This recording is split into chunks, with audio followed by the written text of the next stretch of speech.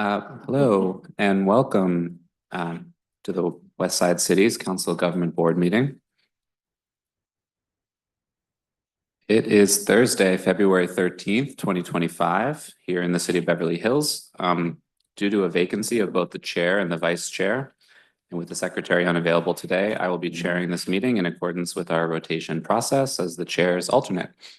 I will now call this meeting to order at 12:05 p.m.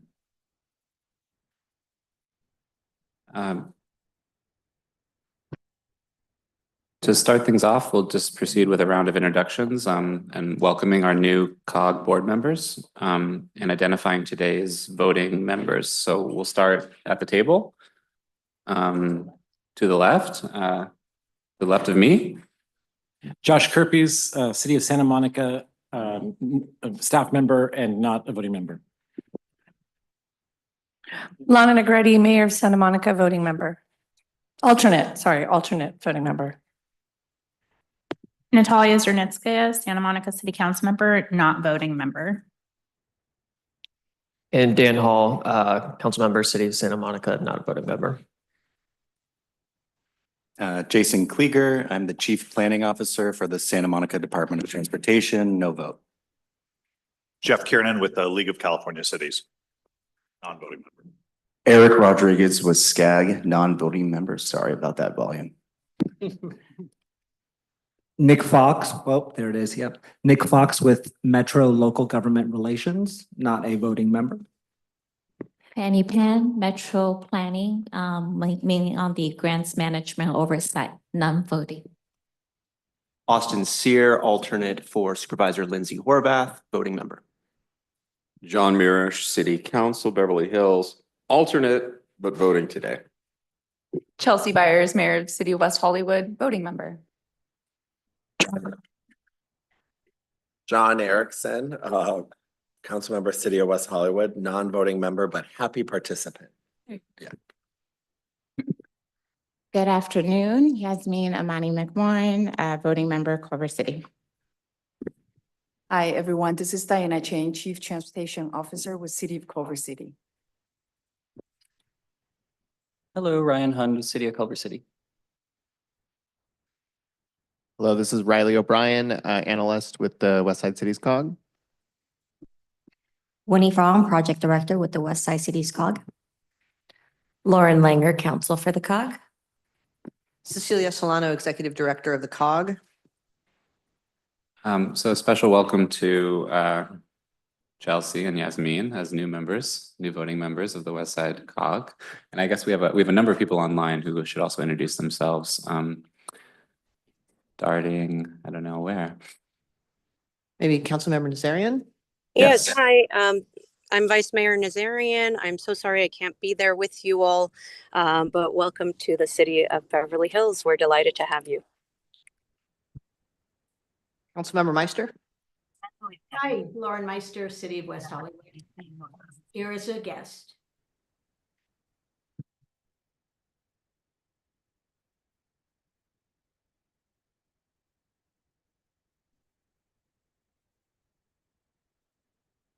Marco Santana. Hey everyone, Marco Santana with LA County's Chief Executive Office of Homeless Initiative. Happy to be here with you all. David Fenn? David Fenn, Senior Planner with the City of West Hollywood. Peter Mary? Hi everyone, Peter Mary, staff member with West Side Cities Council of Governments. Mandy J. Hi, this is Mandy Jiang, City of Beverly Hills Senior Management Analyst, non-voting member. And Shelley Wolfberg.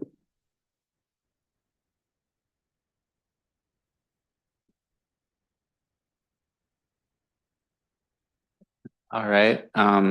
So the first item of business, item 3A, is a postponement of the SCAG Regional Council election, and I'll hand this over to the West Side Council of Government staff to provide an update on this postponement and next steps for rescheduling and process. Thank you, Mr. Chairman. So historically, the West Side Cities COG has conducted the election of the SCAG Regional Council District 41 position because our board meetings bring together the cities and we've the participating cities, and it helps to make the process more efficient. So in December, you may recall, we announced the election procedures and issued a call for candidates for the position. We received 2 letters of interest, Councilmember Zwick and Councilmember Meister. On February 3rd, we issued an election notice to announce the candidates and outline the election procedures. As part of that, we were recently informed that actually SCAG's Regional Council President has approved the use of teleconferencing for the election, which was news to us and also really kind of changes the ability of people to participate. So we have to comply with the Brown Act and teleconferencing requirements if we wanted to do that. Given the new information and a lot of interest in this position, we decided to postpone the election to ensure that we fully understand the requirements and implement them appropriately since they were new to us.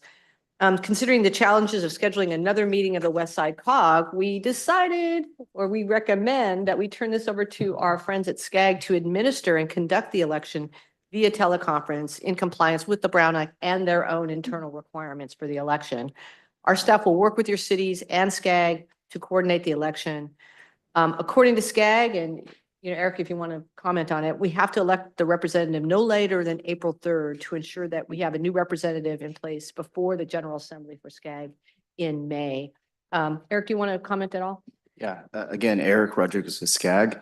We look forward to participating and holding the elections for RC District 41. If there's any particular dates that you have in mind today that would maybe not be beneficial to host that date. If it's teleconference, I'm assuming we're probably not going to have it at the next regional council. The last day to hold this election is April 3rd, so we have plenty of time. I do have to submit a first notice for a call for candidates again, if you want to open up, or are we keeping the only 2 candidates that submitted? We've had 2 submit, and I actually want to defer to the board if they'd like to reopen the nomination process or the initiation process. And my recommendation, Eric, if the board goes along with it, is we try to schedule a video conference sometime in March to give the new regional rep a little bit of time to get oriented before they go to the General Assembly. But please avoid National League of Cities. Thank you, Councilmember Marriage. Mr. Chair, kind of turn it over to you and see if you'd like to reopen the process or if we should just stick with the 2 nominations. Although, Eric, did you have to reopen it? No, we don't have to reopen. Okay. I'll move that we don't reopen it. Second. Any other discussion on that? I'm amenable to that. Can call the roll? Call the roll. Go ahead, Queen. Yeah, cities of Beverly Hills, Yes. Culver City, Yes. Santa Monica, Yes. West Hollywood, Yes. and County of Los Angeles. All right, so we'll work to get a date, perhaps in March, but to not conflict with the League of Cities. Yes.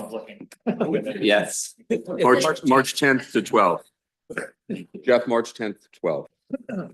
Okay, so from here, moving on to item 4, we have some other elections that are happening today. Okay, the first here is the election of the COG itself, chair and vice chair. The chair was previously held by former council member Oscar De La Torre of the City of Santa Monica, and the vice chair was previously held by council members Happy Shine of West Hollywood. The newly elected chair and vice chair will assume their roles immediately and serve only the remainder of the 24-25 fiscal year. So I believe 2 meetings after this one. Moving to the chair, we will now open the floor for nominations for the chair. I'd nominate Jesse Zwick, Santa Monica. And I'll nominate Chelsea Byers as vice. We can, I guess, do both at once. That's fine, unless there are other nominations for either. I second that. All right, so should we vote separately or? Okay, so we can vote together on that. Thank you. So let's call the roll. Beverly Hills, Yes. Culver City, Yes. Santa Monica, Yes. West Hollywood, Yes. and the County of Los Angeles. All right, moving right along. Congratulations, new chair and vice chair. All right.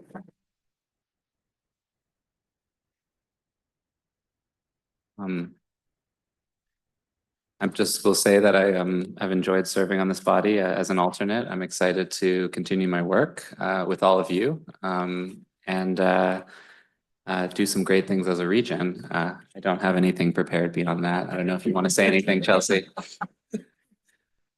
Oh, okay, we can just keep this meeting efficient. Moving on to item 4B, board meeting notes.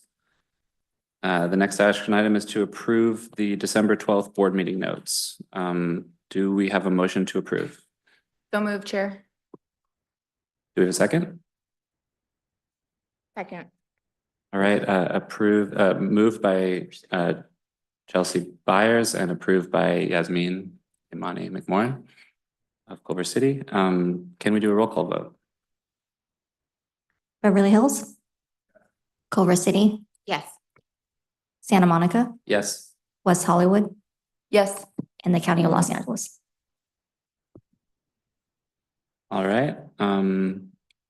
Next, we are moving to the appointment of Westside City Council government representatives to various committees and organizations. We will appoint representatives to various committees. Candidates' letters of interest for each position are included in the agenda packet, and a number of them are here today. Each candidate will have up to 2 minutes to speak, but feel free to not use all of it. We will start with the appointment for the League of California Cities Council of Government Regional Director.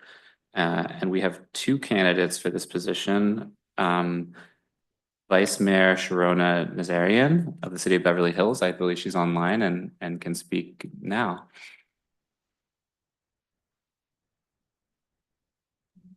Hello. Thank you so much for this opportunity. I wanted to start off by apologizing for not being able to be with you all. The mayor and I are on a city delegation trip, and so I apologize for not being able to be there in person. I would be honored to sit on the WSCCOG League of California Cities Regional as the regional director. I am just coming off of completing transportation committee for SCAG, and I had a almost perfect attendance.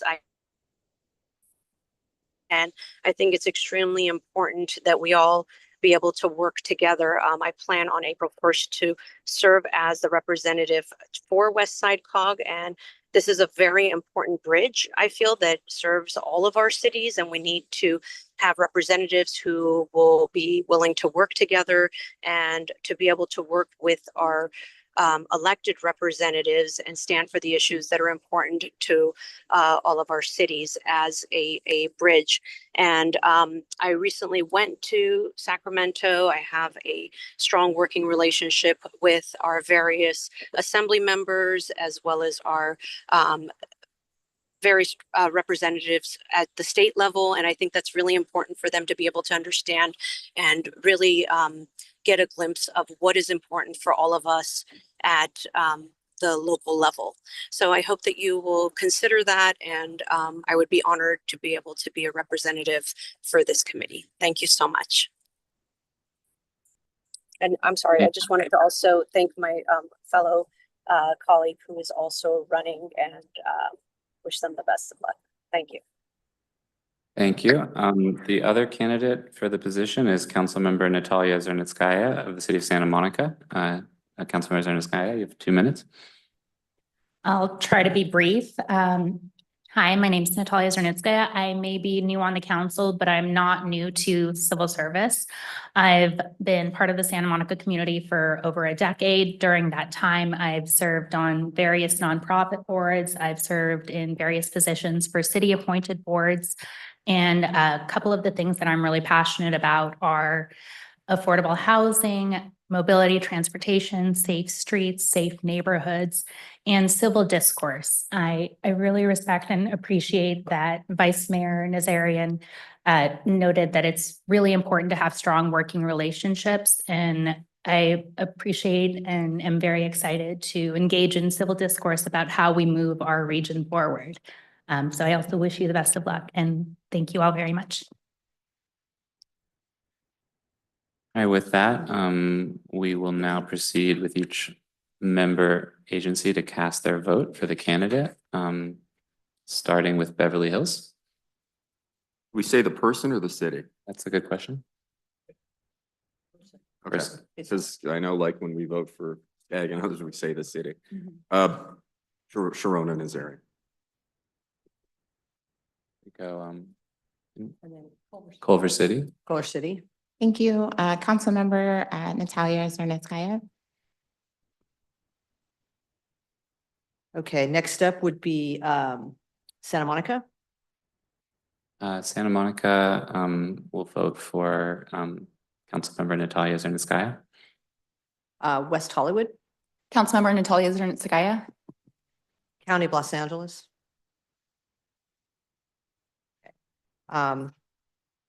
Councilmember Natalia Zernitskaya has the most votes. Therefore, is elected. Welcome, Councilmember Zernitskaya. Thank you for your willingness to serve.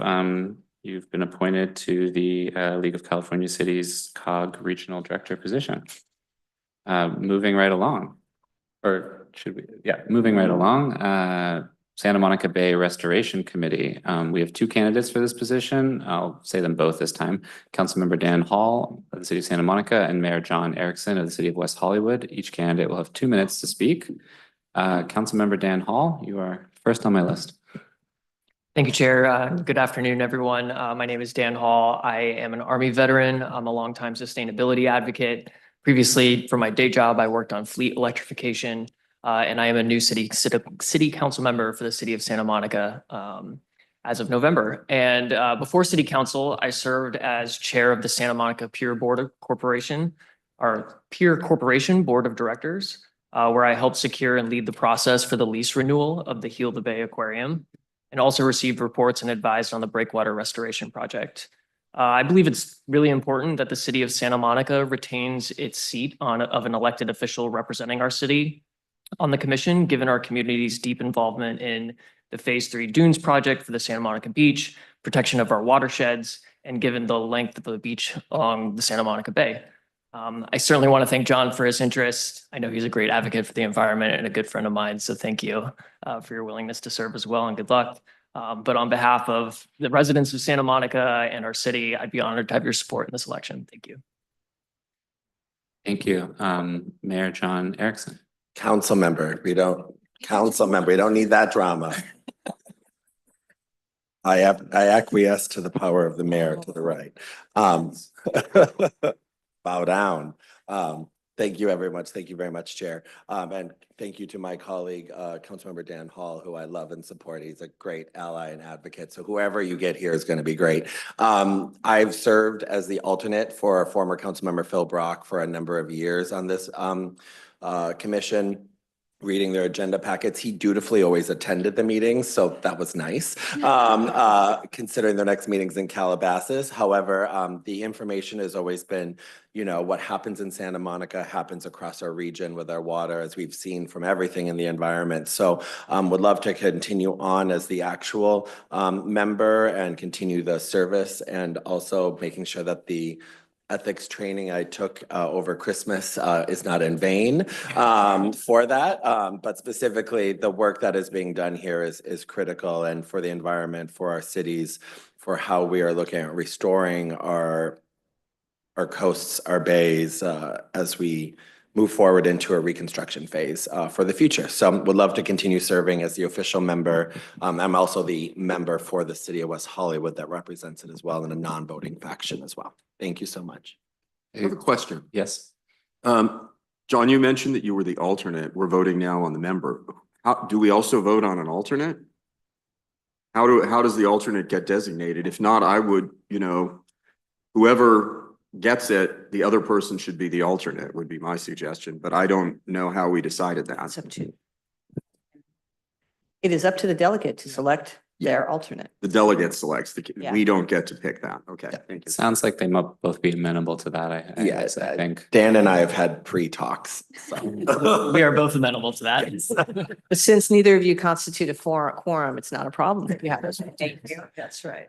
Okay, so we will now proceed with each member agency to cast their vote, starting with Beverly Hills. Vote for John Erickson with the recommendation that Dan be the alternate. Okay. Culver City? I agree with that. Thanks. West Hollywood, A third to that. County of Los Angeles, and Santa Monica. Yes, it's unanimous. John Erickson with recommendation that Dan Hall serve as the alternate. Dan, you are you are the alternate, so there we go. There we go. Don't need to send you a text. However, that's Thank you. how Thank you to both of you. The next up is the SCAG Energy and Environment Committee. There are two candidates for the position. We have Councilmember Mary Wells of the City of Beverly Hills and Councilmember Yasmin Amani McMorrin of the City of Culver City. And I believe we have an update. Yeah, so Mary Wells, who is out of town, not in business, but it's her birthday, and she has indicated that she's willing to withdraw her nomination and is in favor of Mayor McMorrin serving on that. So I think that would be unanimous. And if we need to make a motion, I'll make the motion. Do we need to do a vote? Can I second the motion? Or do we?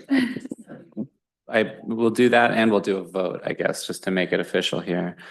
But first, we can hear from, and by the way, apologies, I'm looking at something that says Mayor John Erickson and Councilmember Yasmin Imani. It has changed. So Mayor Yasmin Imani, if you would like to I'm former say any words. former mayor, regular we've- council member. So you are right. Okay, I'm You behind are again. Correct. It's okay. Okay. We're not here to trick you. A lot of rotation. It's all good. Councilmember Yasmin McMorrin, would you like to speak to the position? Absolutely. Well, thank you all for the opportunity to be here in this seat and also petition to serve in the capacity of Energy and Environment Committee. You know, waves hands at everything going on all around us. Climate change is here. I am very dedicated through service on the Clean Power body, as well as our Culver City Sustainability Subcommittee, which I've served on for going on 5 years now. So I'm just really interested in this area. I would love to represent our body and our regional needs in this capacity. So thank you for your consideration and thank you for the opportunity to speak. I don't know what my colleague is doing over here, making everybody laugh, but thank you. Thank you. So since we only have one candidate, we will now do a roll call vote to appoint Councilmember McMorrin to the SCAG Energy and Environment Committee. Yes, Beverly Hills, Culver City, Yes. Santa Monica, Yes. West Hollywood, Yes. and the County of Los Angeles. Congratulations, Councilmember McMorrin. You've been appointed to serve on the SCAG Energy and Environment Committee. Finally, here we have the SCAG Transportation Committee. We have only one candidate for this position. It's Councilmember Brian Bubba Fish of the City of Culver City. I believe he's online. Councilmember Fish, would you like to speak? Hey, thank you all for letting me speak to you today. Can you hear me okay? Yes. Awesome.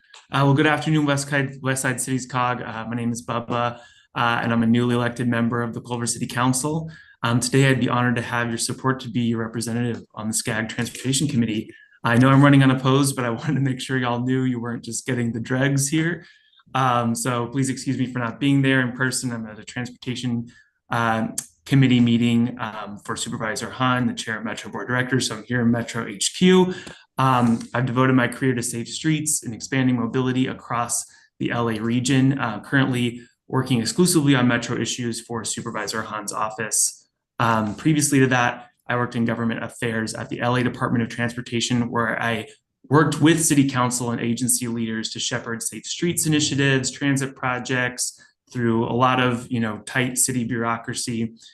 Before that, I served on the steering committee and worked as a director of state policy for the group Streets for All, where I worked with legislators in our capital to pass bills that remove barriers to mobility for underserved communities. We passed bills to decriminalize jaywalking, improve visibility at crosswalks for pedestrians, make sure bus lanes are clear, abolish parking requirements, and unbundle parking from rent.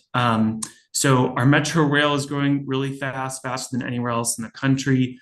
Metro is going to be in a position to bring more transformative projects to our region. And if I'm entrusted to this position, I'll work to make sure those projects are sustainable, affordable for users, and contribute to alleviating climate change because as Councilmember McMorrin said, it is here, it is at our doorstep. So thank you all for the time. I appreciate it. Thank you so much. Since Do we need a motion for that? I'm happy to, first of all, I'll second the motion on the sign to the left of Councilmember Fish. And we'll, yeah. Yeah, I'm guessing he's at Metro, so I don't know if he's responsible, but it certainly was good. And we'll nominate him to serve for us. Second. Great, and since we have one candidate, we'll quickly do a roll call vote to appoint Councilmember Fish to the SCAG Transportation Committee. Yes. Beverly Hills, Yes. Culver City, Yes. Santa Monica, Yes. West Hollywood, Yes. County of Los Angeles. Congratulations, Councilmember Fish. We're lucky to have you in the position. Thank you all. Is that the last vote?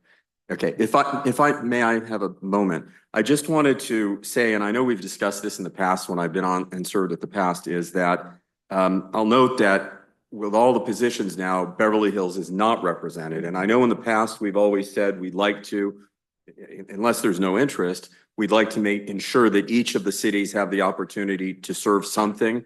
So maybe next election we can, I don't know if we can do it informally or whatever, we can figure out a way to ensure that each of the cities who want to serve in some capacity on a regional basis where there is interest will have the opportunity to do so. Thank you. Thank you. All right, I just had a quick question. For the role that I was just appointed to, is there an alternate as well? Okay. If there was, I wanted. Thank you. That was Yeah. nice. Thank you. Well, we sped through those. Thank you, everyone. We are now at item 4D, I believe, which is the Memorandum of Understanding for the Regional Early Action Plan 2.0 Sub-Regional Partnership Program. We're here today to authorize the West Side Cities Council Government Legal Counsel to review and execute an MOU with SCAG for the REAP 2.0 projects, which include a regional housing trust fund implementation plan, as well as a housing element implementation on-call technical assistance. Is there any presentation from staff on this or no? Winnie, you want to just remind people what we're doing, and since we have many new members? Yeah, so back in October, we did adopt a resolution to accept the REAP 2.0 funds at $330,000. And the programs attached to that are implementing the plan to establish a regional housing trust. Half of the funds would go towards that, and the remaining half would go towards on-call technical assistance to support the COG or the cities in implementing the housing element. Thank you. I want to open the floor if there are any questions of staff, Councilmember, or comments. So Chelsea and I both serve on the La Casa board. Chelsea is an alternate, but she's mainly there. And so we see the importance of other communities and other COGs that have done regional housing trusts and the ability of those trusts to, I mean, we're a small COG, but to be able to implement and to help create affordable housing is extremely important. You know, obviously we'll try and figure out ways to get more funding, but having a local regional housing trust, and maybe, I don't know if that could include land banking as well, which we're going to need land on which to build, is extremely important for our collective region. So very supportive of this. We're not at the forefront, but nonetheless, we're doing it now, and that's a good thing. Thank you. Thank you, Councilmember Mears. I would just add that City of Santa Monica is equally excited and committed to this project. We've for a long time maintained a housing trust fund and raised money for it through various tax revenues, and would love to sort of leverage those efforts across the region.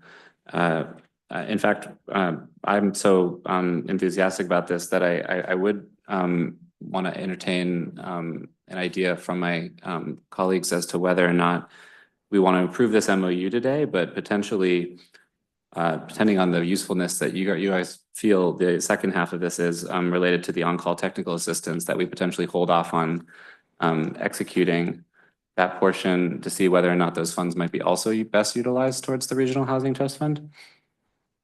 Sorry, can you repeat that question? We're having conversation. Oh, the question was whether we execute the MOU today, but hold off on allocating funding for the technical assistance, to see whether it's actually, we can get staff from each city to weigh in on whether that's the highest priority or whether we could devote those funds also towards the trust fund. I would support that if you're making a motion.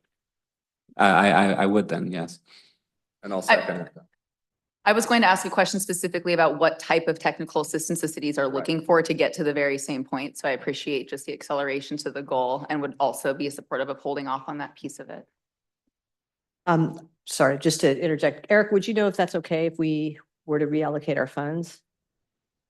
Offhand? I don't want to provide that answer. I'll check with planning today, but I Okay. can get you an answer, close of business. I That would be guess great. maybe I can reframe the motion just to say that we approve the MOU today, and then ask that staff, the West Side COG staff confer with city staff as to that on-call technical assistance, how vital it is currently as it's being proposed for the housing element implementation.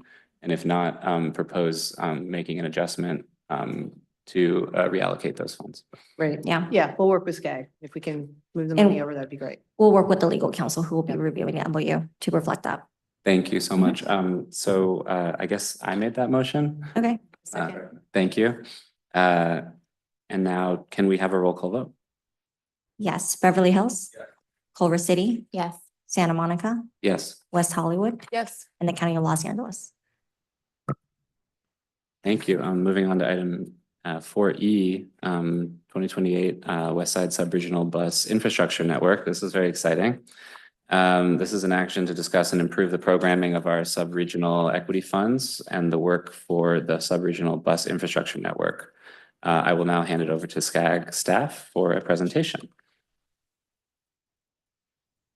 So this will actually be COG staff, myself presenting on this action item. And I'm glad to hear that it's exciting. It's really exciting for me to see so many new board members on a day that we're also recommending an action that is really a culmination of years of work across our jurisdictions and especially within our West Side COG Transportation Working Group, which includes the jurisdictions, transportation staff from all 6 jurisdictions, as well as our collaborators at Metro SCAG and elsewhere. So our action today, I'll just give a quick overview of what we'll talk about and then go straight into the recommended action before kind of breaking down what that means and the context behind it and what next steps we are recommending. We will talk through the sub-regional equity program fund allocation that we have and the decision that the COG board made back in June or December 2022 to allocate the entire sub-regional equity program funds across 3 different buckets of projects.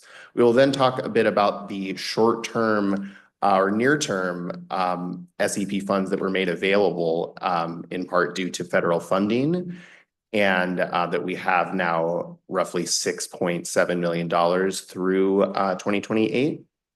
And we'll talk through the sub-regional bus lane network that we have worked with the working group over the last several years to refine based on our 2020 West Side COG mobility study. And we'll talk about some of the cost estimates that we've received and some of the refinement of that network. But that really leads into the overall action item, which is to program, I know there's a lot of text, so we'll break down each piece of this. It's to program 2 years of our 5 years of SEP funding or SEP funding that we have available to a bus lane design process with the option to potentially implement if we can save money on the design process. And the implementation would take place over the next, or the design rather would take place over the next 16 months with the goal of bringing these 3 corridors to a state of shovel readiness so that ultimately we can use our remaining SEP funds for this decade to implement those dedicated bus lanes and supportive bus infrastructure, and then have that ready in time for the 2028 Olympics and Paralympics, which I don't know if you all have heard they're supposedly car-free, and so this will be, we hope and expect a big part of making that actually possible and actually feasible. So what we're asking us to do, or asking the board to do today, is discuss and approve again 2 years, which is a total of 2.67 approximately $1 million. We have that from fiscal years 23-24 and 24-25. We're asking to program that across the next 2 fiscal years, starting in July 2025 through October 2026. And we are proposing that design process and design funding that could also go toward implementation if design costs are lower. Pending metro approval would be Santa Monica Boulevard west of Beverly Hills. So that includes the West Los Angeles portion of Santa Monica Boulevard and potentially the city of Santa Monica portion as well. Sepulveda Boulevard between UCLA and LAX, passing through city of LA, LA County, and Culver City, and the combined corridor of La Cienega Boulevard and Jefferson Boulevard between Sunset and Sepulveda. That goes through city of Los Angeles, West Hollywood, Beverly Hills, and Culver City. Again, if the design costs come lower, any remaining funds could be reallocated for future construction, as well as local match for grant funding, grant applications, pending Metro approval. And we are also asking Metro to pay what is usually a reimbursement-based grant, pay a small portion of that, 3 months worth upfront, to enable the cash flow necessary for us to pay our consultants on time and receive the monthly reimbursement on time. Last but not least, we want to make very clear that this is not authorizing any individual jurisdiction to implement bus lanes on any of these corridors. This is authorizing a design process and authorizing funding that could go toward design and implementation. So with that, we have a second action item that would basically touch on next steps, which would include drafting a request for proposals to use some, if not all, of these funds towards hiring a design consultant who would have the option to also implement if possible, and to also use these SEP program funds to support the design process that is already underway on some of these corridors, as well as potential implementation. So with all of that up front, we want to just provide some background on this funding source. So this is one of Metro's what they call multi-year sub-regional programs. The Westside COG has 2 of them. And this is the one that originally was much later in the Measure M timeline. Measure M covers several decades into the future when voters approved it in 2016. As most of you know, the project schedule, I believe, goes into the 2060s, if not longer. And this was something we thought was going to be available in around 2040 or so. So we, back in 2022, actually started in 2021, this process. We programmed a quarter of this to go towards pre-development for Crenshaw North, now K-Line Northern Extension. And then we were directed by the board to work with our working group, work with the staff from each jurisdiction to identify how to use the remaining $120 million that we're expecting. And so working with the jurisdiction staff, with the working group, we allocated most of that fund toward bus rapid transit and bus infrastructure, such as dedicated bus lanes. And around that same time, we learned that, again, due to federal funding, we, as you can see on the bottom, actually now have a near-term availability of some of these SEP funds. It's specifically $6.7 million available, split evenly between 5 years from fiscal year 23-24 to 27-28. And this is, again, one of our 2 multi-year sub-regional programs. The other one, which when we talk about MSP, usually we've been talking about the active transportation first last mile program. That provides dedicated funding, is already providing funding towards projects that have been implemented throughout the West Side COG subregion, bicycle and pedestrian projects.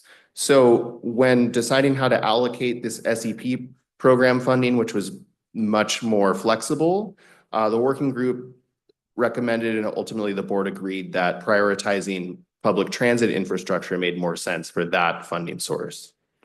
So as you can see, the $6.7 million is split evenly between each fiscal year.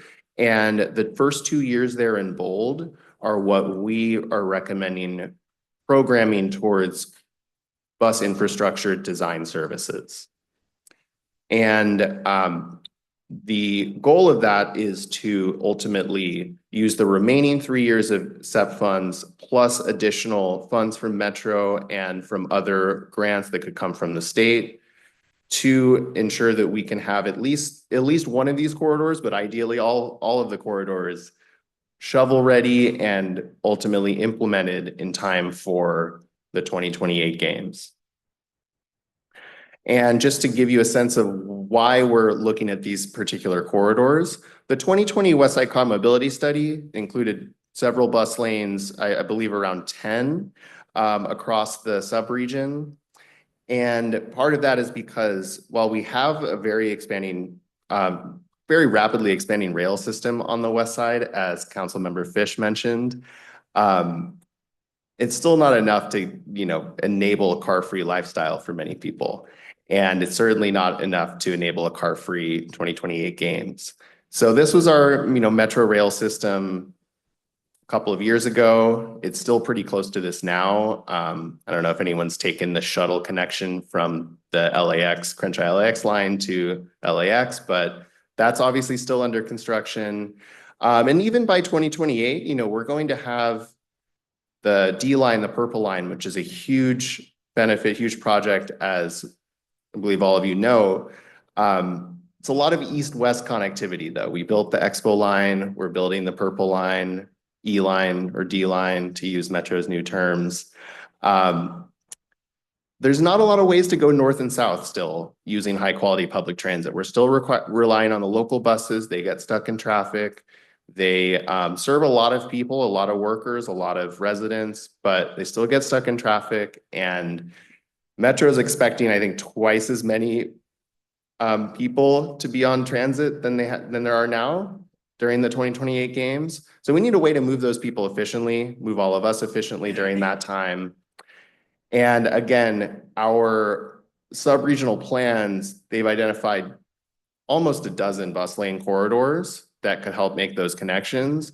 Working with the member jurisdictions, we narrowed it down to ultimately 5, and now today 3 that need additional design services. And these are really based on not only our sub-regional plans, but also Metro's efforts to install and quickly implement dedicated bus lanes, their longer-term vision for bus rapid transit across the sub-region, and each jurisdiction's transportation plans include different components of this network. So La Cienega Boulevard, Sepulveda Boulevard, Santa Monica Boulevard.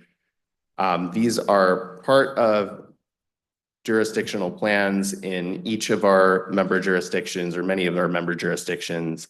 And there is a concerted effort to, implement this, what ultimately relative to subway projects or elevated rail projects, much lower cost, much less disruptive, and able to be implemented quickly. And we really need those quick build projects now if we're going to have anything close to a car-free or even transit-first 28 games.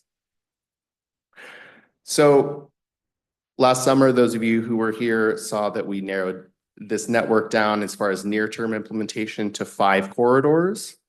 And you can see that this adds, compared to those dark gray lines, which are the Metro rail lines that will be here in 2028, these corridors are able to connect many of those stations, many of those high-quality transit rail projects, and really leverage those investments into something that can be much more of a network for the West Side subregion.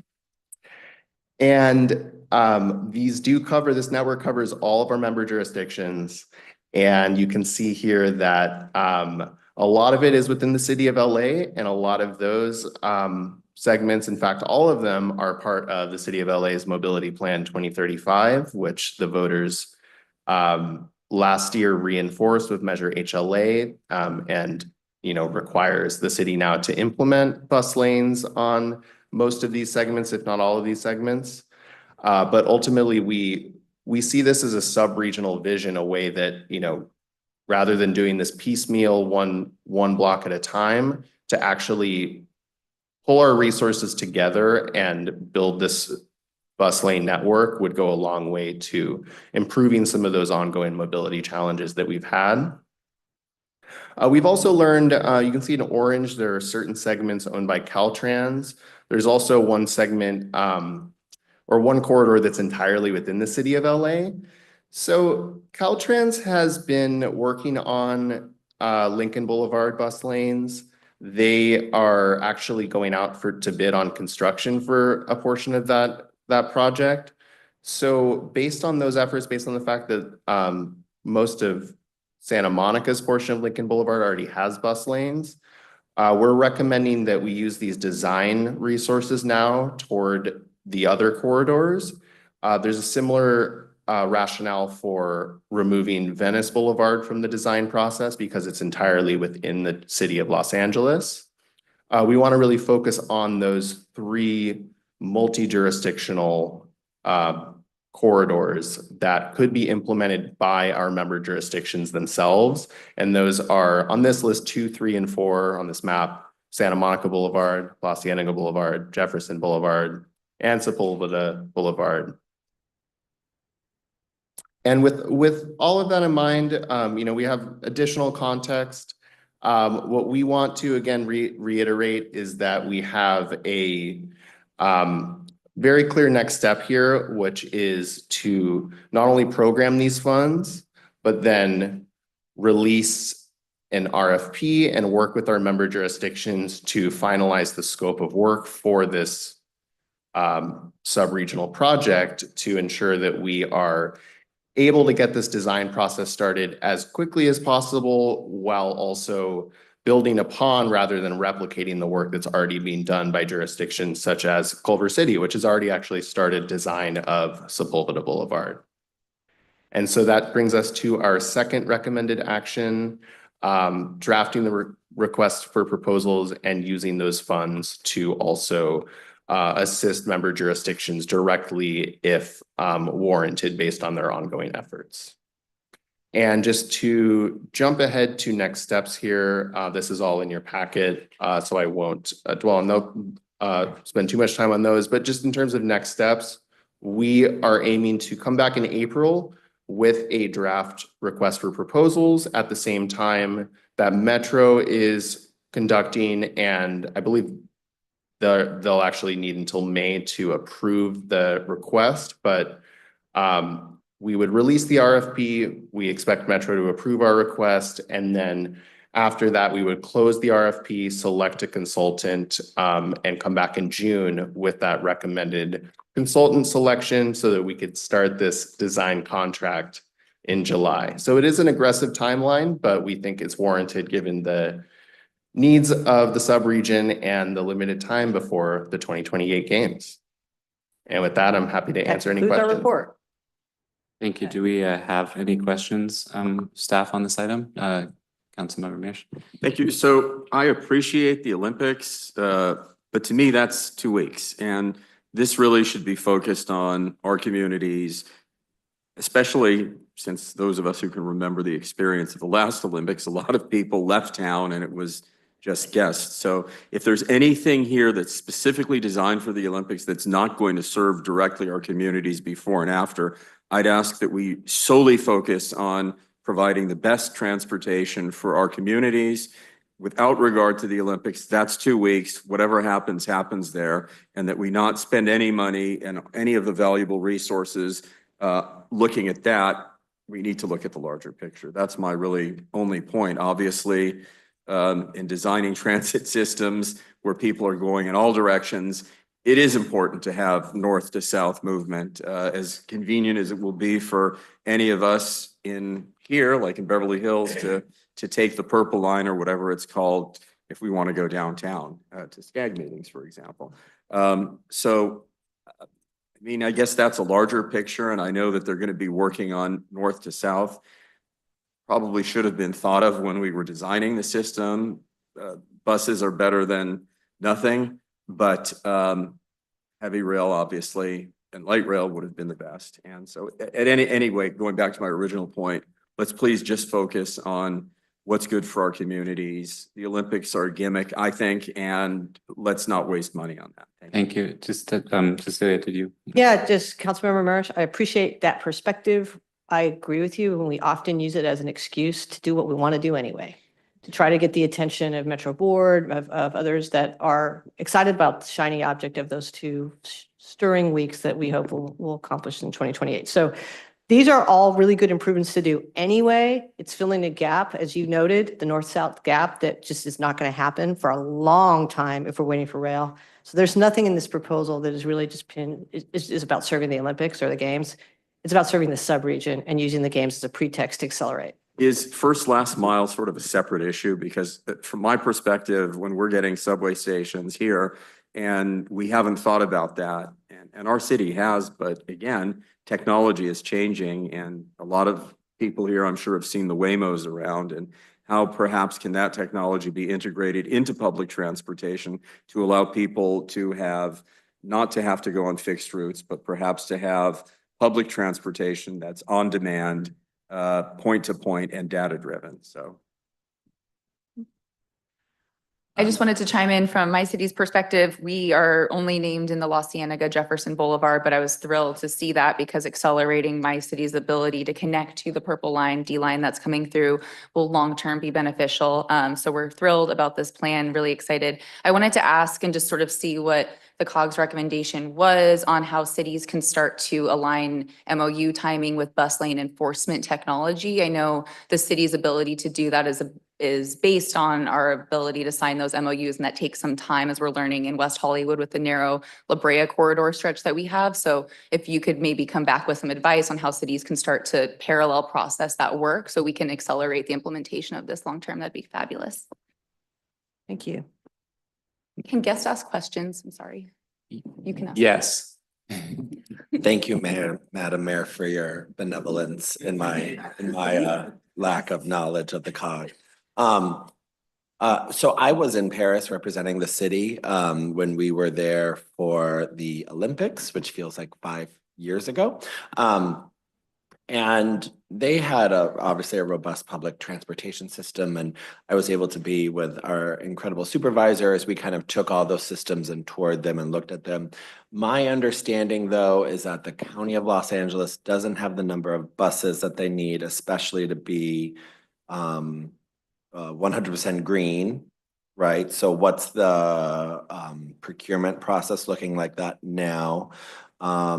Additionally, in terms of other major transit railways, are we looking at the people mover being opened by the Olympics? I used to work at LAX, so I have my own personal thoughts, and my current boss is a Board of Airports commissioner, so I'm not going to say them publicly. But additionally, do you know that, and what's the alignment there with the county?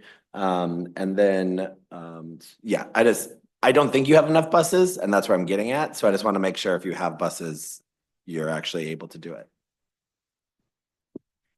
Councilmember Erickson, hi. Nick Fox from LA Metro. Hi. So in response to your questions, Metro is going to be adding, the exact number isn't determined yet, but over 2,500 buses to the system during the Olympics. We're coordinating with jurisdictions outside of LA County to get these buses. Again, the exact number hasn't been determined, but there is a plan that is in progress to add thousands of buses to the system to support that. As far as your question about the people mover, that is LAWA and not Metro, but it is my understanding, well, not only will our Metro Transit Center be opened near the airport, but the people mover will be active by the time the Olympics come along. It's my understanding that it should be in late 2026, but yeah. Is the city of LA supposed to be at the COG? Okay, who is it? Tracy Park? Yeah. Are you? Staff represent? behind you. Okay, hello, lovely, that's fine. And just to follow up then, and thank you, are they gonna be green buses? That's a great question, and I can follow up with you about that. Because I'm pretty sure the Olympics has a mandate now that if you're doing that, they have to be 100% green. So if they are not gonna be green, I would start looking at that MOU, the city of, well, we didn't sign it, but anyways, that was just, if you could follow up on that, that'd be great. Absolutely. I'll take a note of it and follow up. Thank you. If there are, I'll just add a quick question myself here. First of all, I just want to say City of Santa Monica is very excited about this. In addition to serving a number of uses, also the Santa Monica Boulevard line will connect up to the Purple Line at Century City when that opens. So that would be really great for us long term and not just during the Olympics as well, since the D line is currently not going into Santa Monica. And just one question, I noticed there were different cost estimates related to this pre-construction work. And the idea floated that if we had money left over, we could do this on even more corridors. I was gonna say that to whatever extent possible, I would want to offer the direction that we try to keep our design costs on the lower end of what Metro and DOT were advising, so as to potentially retain some of this funding to do even more corridors or potentially implementation work on them, if possible. I can answer that. I'll note just very quickly, the cost estimates that are shown on the screen here, these are much lower than what we had presented middle of last year, which we had received from Culver City. And the reasoning is that every jurisdiction, may have different preferences and needs. For Culver City themselves specifically, there is, I think a unique layer of design that they were doing in addition to other improvements. For us, we're really building upon Culver City's approach, but also Metro and LA DOT's approach. And what Metro and LA DOT had revealed is they have a much lower set of cost estimates. And these are also per mile, which does overestimate some of the costs that can actually be done all at once, such as data collection, such as certain forms of design and public outreach that are not necessarily block by block or mile by mile. And the last thing I'll say is that our scope of work that we're working with the working group to develop includes a number of essentially off-ramps, or you could say bus stops, of points of basically determining which corridors could, move forward in the process and which ones could be more of a longer term investment. And that process, that sort of screening process, is built into our scope of work and will help to keep the costs down. Great, thank you. I understood that there was a lot of outreach built into those prior larger models. And I would say personally, just as a cost trade-off, I'd rather keep that minimal. So as we do the work on actual design and pre-construction and potentially implementation, if we have money left over. Do we have any public comment on this item? I just wanted to check before we talk about any motions.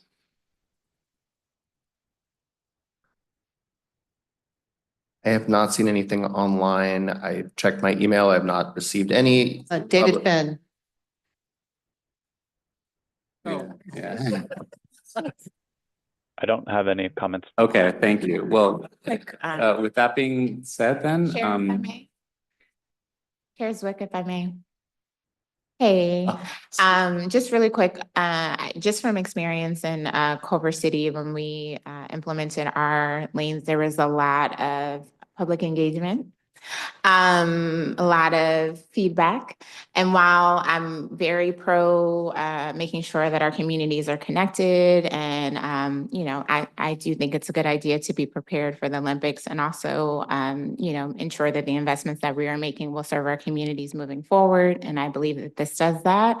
I just want to make sure that we are mindful in advance of the fun outreach and feedback that will come from some of these shifts. And I don't know if there are best practices or feedback projects that we have that we can share, or other jurisdictions that have implemented these improvements can share back. But I just wanted to make sure that that was not forgotten, because it was a big piece of our project. So just wanted to elevate that in the space, but I'm very excited and look forward to voting in favor of this moving forward.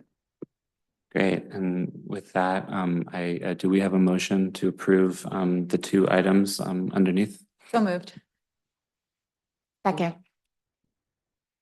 West Hollywood and Culver City. West Hollywood and Culver City. Can we have a roll call vote? Yes, Beverly Hills, Culver City, Yes. Santa Monica, Yes. West Hollywood, Yes. County of Los Angeles. Motion is approved unanimously. Okay, we're at item 5, Executive Director Report. We have a second motion. Oh. So that was number 1. And Oh, apologies. I asked if we could move them You did? both. Okay. Yeah, Oh, is I'm that sorry. okay? My Okay. apologies. My apologies. Okay, excellent. So yes, Executive Director's Report. I'll be brief.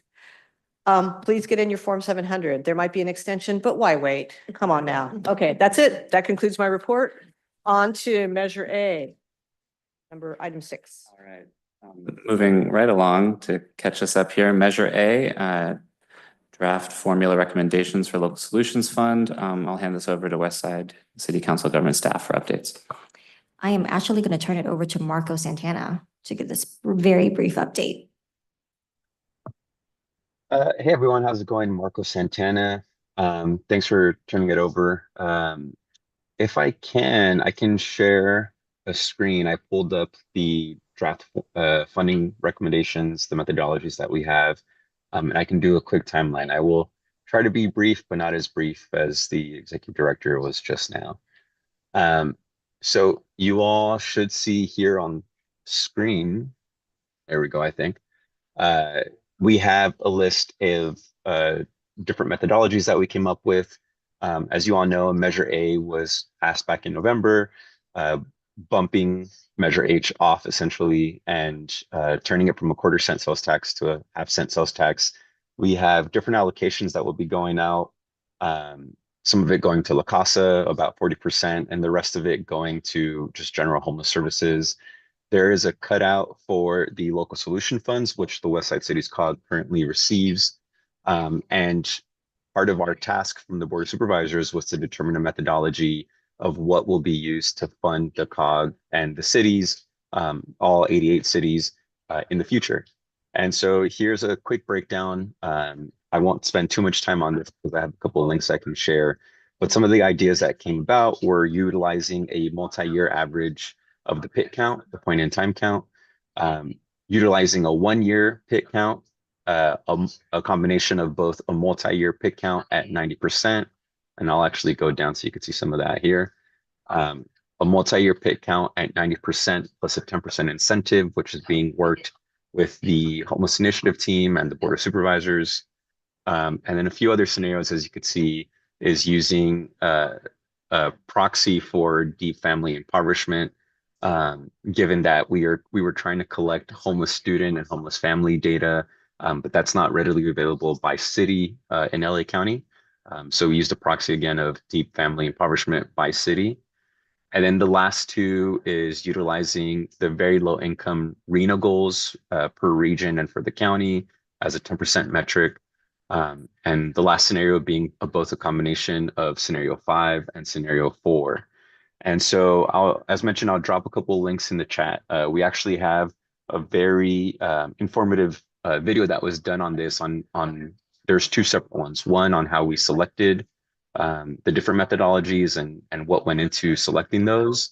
And then secondly, a just deep introduction and overview of the draft recommendations and what that could look like per city, per region, and so on. So I'll pivot from this just because I know we're a little short on time. Let me share another screen. Give me 1 second. So now we're faced with the timeline. So as you can see here, we're in this bucket right here of the February-March timeline. Essentially, all the work that's been done so far is we've briefed the Board of Supervisors on distribution of the local solution funds and different options. There was surveys that have gone out to the cities and councils of governments on how you all would like the funds to be administered and just different aspects, as well as just coming up with the methodologies and us working with the Auditor Controller Office for some contract management that will be issuing out for all the cities and COGs that we partner with.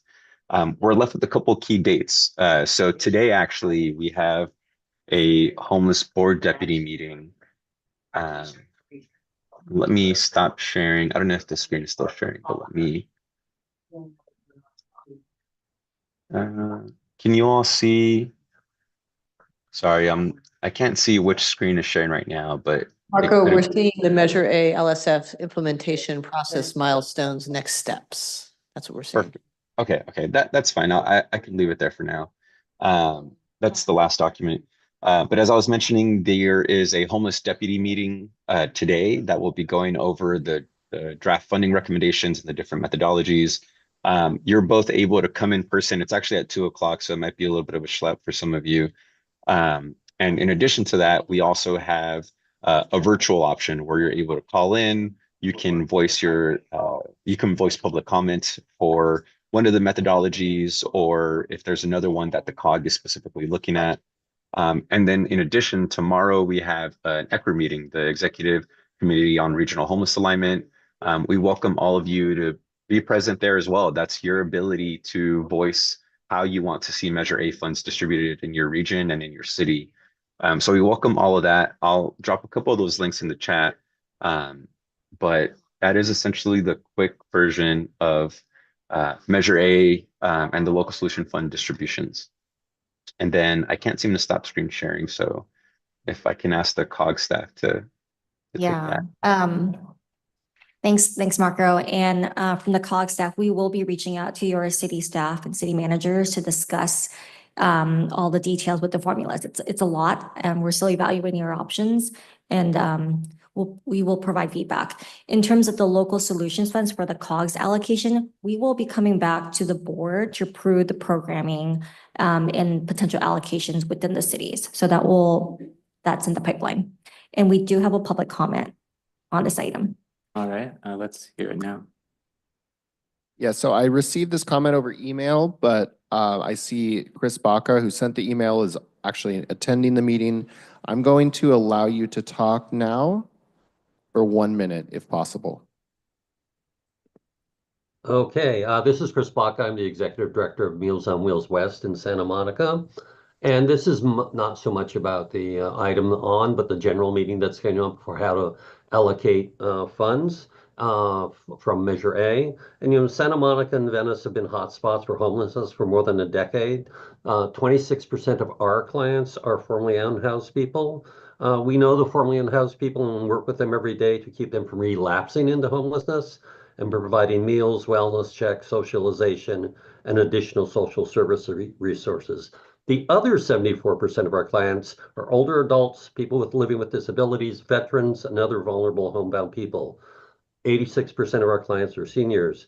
The most important fact is that 91% of our clients report that our programs allow them to continue living in their homes. They don't become homelessness. Preventing first-time homelessness is the key to addressing homelessness long-term. In LA County, home delivered meal programs will have more than 1 million in-person visits with people.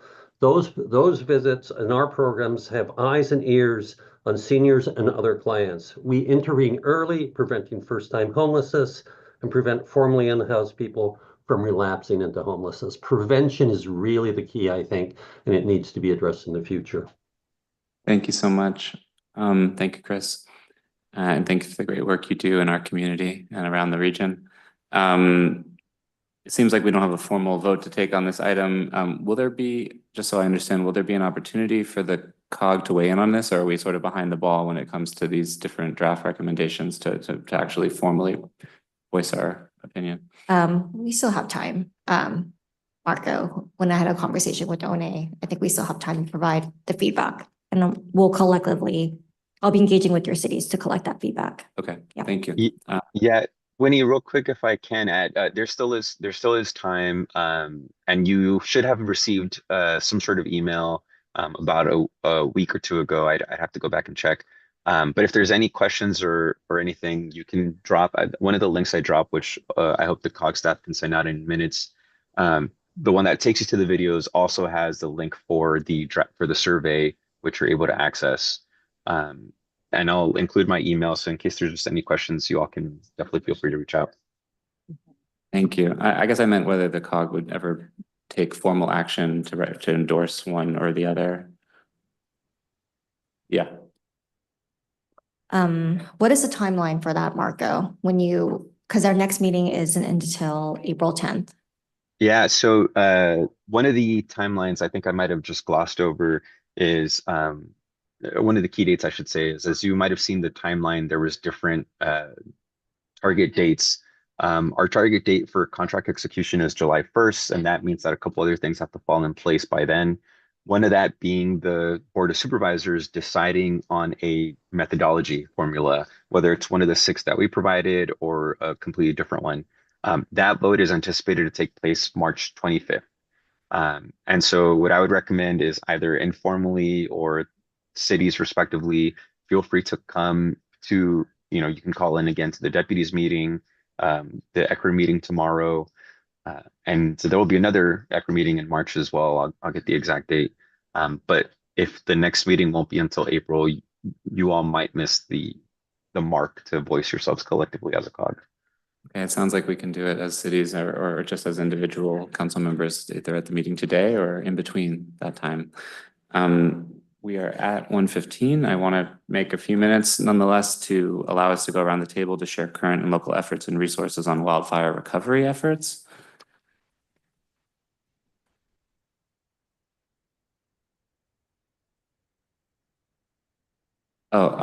I can recognize, the chair can recognize Councilmember Meister from West Hollywood, who I believe had some comments. I'm sorry, I'm trying to do two at once. Are we talking about fire recovery? Yes. Okay, very good. All right, let me just get this other. Okay, sorry about that. We actually have I'm wearing my other hat right now. I'm the program manager for ENLA, which is Emergency Network Los Angeles, and we are the VOAD, or Voluntary Organizations Active in Disaster, for the County of Los Angeles.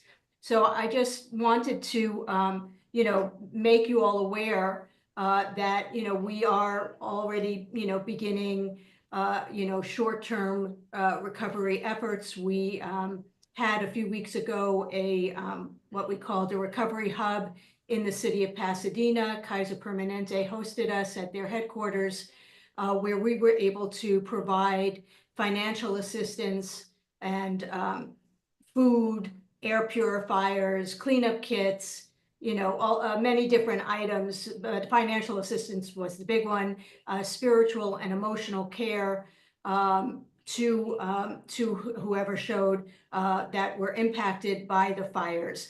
And although we served thousands of people over 6 days, thousands more, were not served.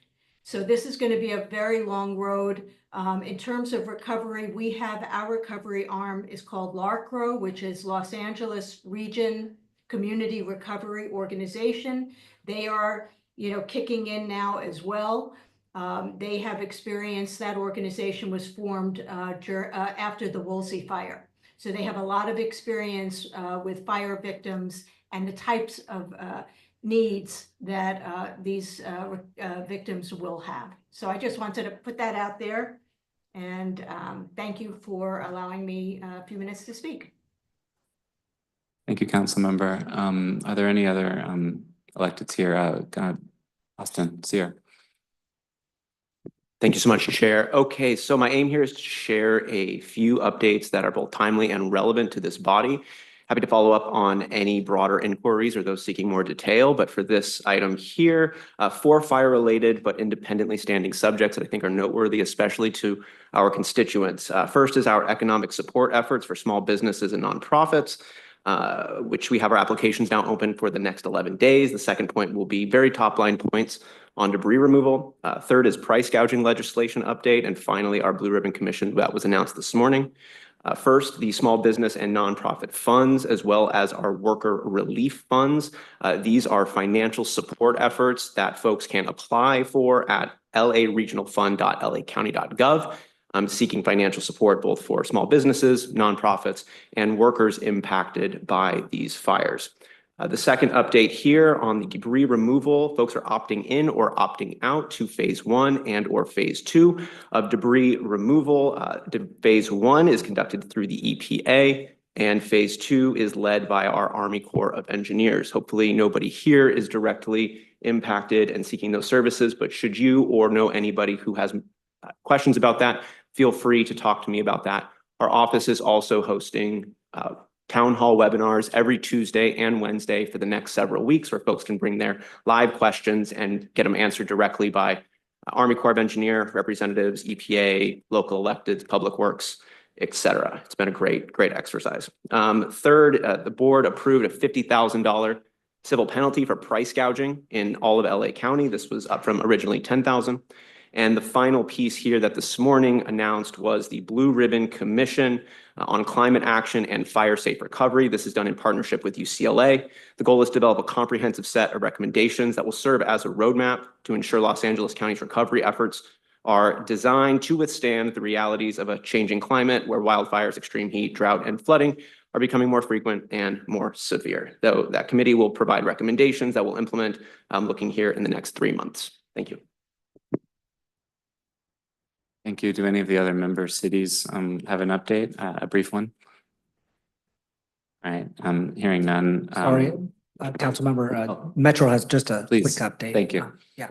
So many of you know that we suspended fare collection after the fires through January 27th. And now we are offering a reduced fare program for victims of the wildfires so they can sign up and get a 90-day free pass to travel all over the county. And after those 90 days, they'll get 20 free additional rides every single month. And this is something that any victim of the wildfire, Eaton, Palisades, Sunset Fires, any of them, we do not have an expiration date currently for this offer. So if any of your constituents need support getting around, Metro is here to help with that. Thank you so much for that update. With that, I feel like I remember in the past occasionally, Jeff, we regrettably say that we are running very low on time. You have 1 minute that you'd like to offer. Thank you. I'm used to it. Yes, I was, my packet, my report in the packet can kind of stand on its own. I was asked after the packet went to print, just to provide a little bit of an update on fire-related legislation. The governor's special session, there was a fiscal piece, a $2.5 billion package that came out of that special session. The rest of the bills that have been sort of announced or really don't have any meat on the bones yet. You're looking at a lot of spot bills at this time of the year. Cal Cities has supported a single bill in this area, AB 1, which sets to ask the Department of Insurance to revisit their Safer from Wildfires regulations every 5 years. That makes recommendations to homeowners about home hardening techniques that they can use for to then receive discounts from their insurance. The hope is that that would help stabilize the insurance market a bit. But as for the rest of the bills that are kind of in this space, like the press conference that Pro Tem McGuire held last Tuesday announcing 13 bills, none of those have actually been introduced yet. So the bill introduction deadline is not until a week from Friday, the 21st of February. So we'll be continuing to sort of follow up on that. And I do have a whole laundry list of bills on fires and other issues that we're kind of looking at possibly jumping into. So I'm happy to touch base on that if anyone has interest. Thank you, and look forward to getting your update on those when they get fleshed out as well. And with that, do we have any additional, I guess that was item 8, legislation, and now item 9, future meeting. The next meeting will be held in Culver City on Thursday, April 10th of 2025. I think that's all for that item. And then now, do we have any outstanding public comments? We do have one public comment in person here from Assembly Member Chavez Veer's office.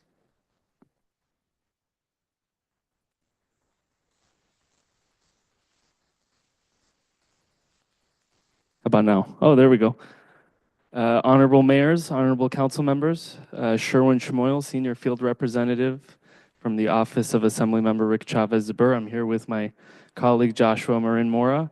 On behalf of the Assemblymember, we just wanted to thank all of you for your service and leadership, serving the West Side, particularly as we recover from the fires.